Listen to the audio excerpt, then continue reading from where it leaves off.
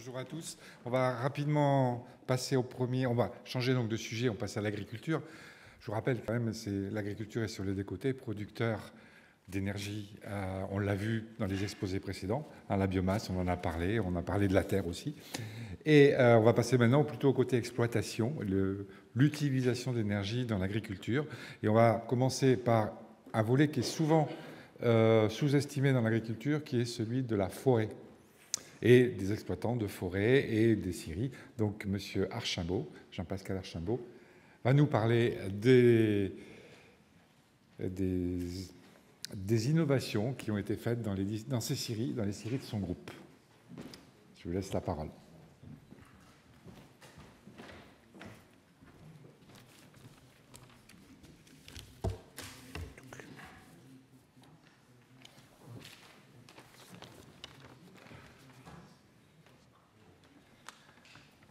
Bonjour à tous.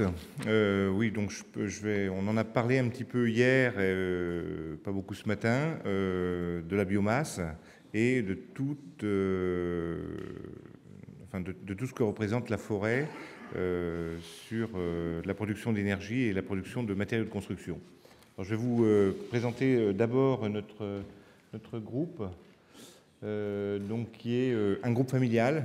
J'ai repris la scierie de mon père, grand-père, arrière-arrière-grand-père, qui travaillait lui aussi tout à fait au départ avec des énergies renouvelables, puisqu'il avait, en 1836, transformé un moulin à eau en scierie pour scier des planches de bois, donc avec une économie circulaire très locale, puisqu'on prenait les arbres dans un rayon de 3-4 km et on vendait le sciage pour les utilisateurs locaux. Alors, l'entreprise s'est développée depuis une trentaine d'années sur une activité qui est principalement liée à l'emballage, donc à la fabrication de palettes. Moi, quand j'ai repris l'activité de mon père, on sciait à l'époque des grumes de bois exotiques qu'on prenait sur le port de la Palisse. On fabriquait des planches à cercueil. On fabriquait des traverses de chemin de fer pour la SNCF. On fabriquait des manches de pioche. Je me souviens, on avait un client dans les Vosges qui fabriquait des manches de pioche. Voilà, tout un tas de matériaux qui ont été remplacés par alors les bois exotiques. Aujourd'hui, on fabrique des fenêtres en PVC et en aluminium. Les traverses de chemin de fer sont fabriquées en béton. Les manches de pioche sont en plastique. Et tout un tas de matériaux ont remplacé tout un tas de matériaux synthétiques ont remplacé le bois assez rapidement ces 30 dernières années. Donc notre activité consiste principalement en exploitation forestière, sciage de grumes dans nos 3 scieries, donc 2 scieries dans les Deux-Sèvres et une scierie dans les Landes, la fabrication de palettes, 2,4 millions de palettes, et surtout la valorisation de nos produits connexes sous forme d'énergie depuis une dizaine d'années, en granulés de bois et en coproduits, notamment des farines de bois pour les mélanger avec des plastiques pour faire des bioplastiques. Alors vous en voyez énormément de ces bioplastiques, c'est les lames de terrasse qui ressemblent à du bois exotique, qui sont en composite. 80% de ces lames de terrasse, on fabrique 80% des farines de ces lames de terrasse.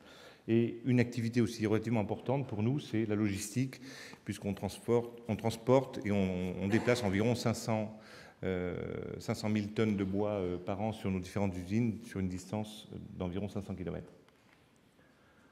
Alors ça, c'est les différents sites. On est basé principalement sur l'ouest de la France. L'entreprise familiale d'origine est à Secondier-sur-Belle, dans le sud des Deux-Sèvres, et une usine relativement importante installée il y a 25 ans dans les Landes, à La Bouère. Nos scieries sont principalement approvisionnées avec des matériaux, des bois qui viennent de la région, hein, bien sûr avec des certifications.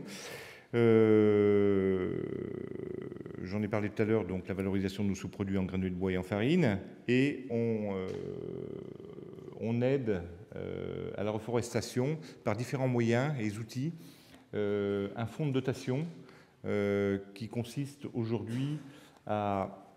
On va chercher des mécènes qui défiscalise environ 60%. Ce fonds sert à reboiser des terres qui sont aujourd'hui en déshérence. Cette fondation s'appelle Plantons pour l'avenir. Et après, un autre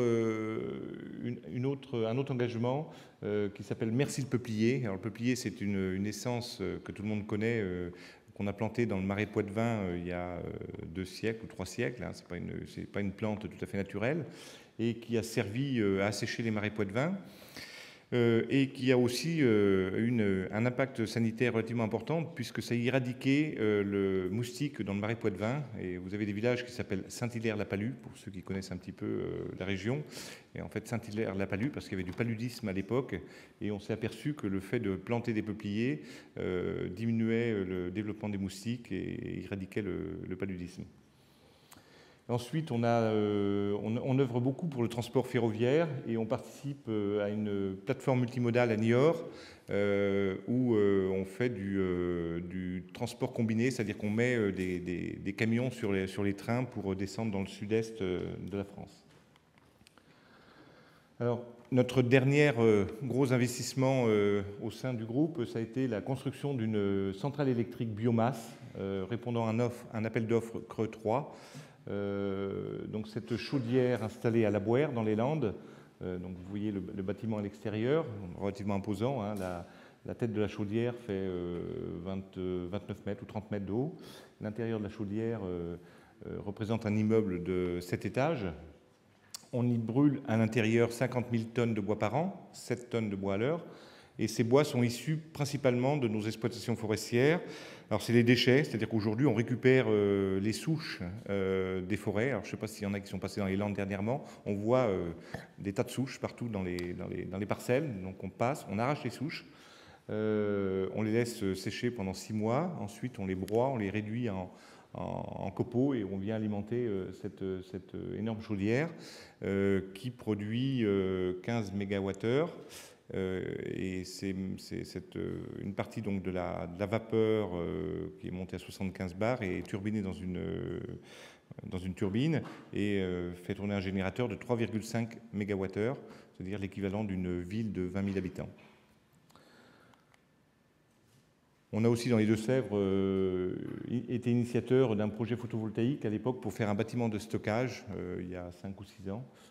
5500 m² de panneaux photovoltaïques qui servent à stocker des granulés de bois qui vont être consommés durant la période d'hiver. Donc là, un exemple de double fonction. Le bâtiment sert à produire de l'électricité l'été pour faire tourner des climatiseurs et les granulés vont être utilisés dans des poêles durant la période d'hiver pour se chauffer. On développe aussi une nouvelle scierie dans les Deux-Sèvres qui va être mise en route à la fin de cette année, qui est complètement automatisée. Donc il n'y a aucun opérateur, tout est absolument automatisé d'un bout à l'autre. Quelques chiffres. Le chiffre d'affaires du groupe, c'est 75 millions d'euros de chiffre d'affaires, 200 collaborateurs, 5 sites. Les investissements sont relativement lourds, à une quarantaine de millions d'euros depuis 5 ans. Et le flux logistique dont on parlait tout à l'heure, le nombre de camions qu'on met sur la route pour transporter les masses de bois et de grumes, c'est 30 000 camions par an. Soit un convoi, si on mettait tous les camions les uns au bout des autres, ça fait un convoi qui ferait 400 km de long pour 15 millions de kilomètres. Voilà, donc nos sites sont relativement grands et prennent beaucoup de place. Hein, tous les sites représentent à peu près une surface de 45 hectares. Une autre chose concernant la transmission de l'entreprise, donc moi je suis la 4e ou 5e génération de successeurs d'entreprise. Et aujourd'hui, j'ai l'ambition, enfin c'est plus que l'ambition puisque c'est effectif depuis le 1er juillet, de transmettre mon entreprise à une fondation, donc à une fondation actionnaire Donc le groupe, au fil des années qui vont suivre, va être contrôlé principalement par cette fondation. Donc c'est un moyen de transmission aujourd'hui qui est absolument pas connu. En France, il y a un groupe qui s'appelle le Pierre Fabre Médicaments. Il faut savoir que 50% de l'économie norvégienne est tenue par des fondations.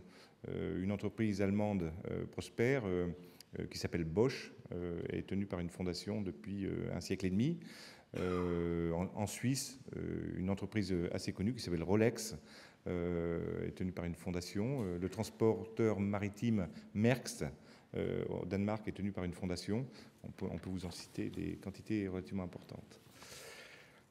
Voilà, je suis en temps. Merci.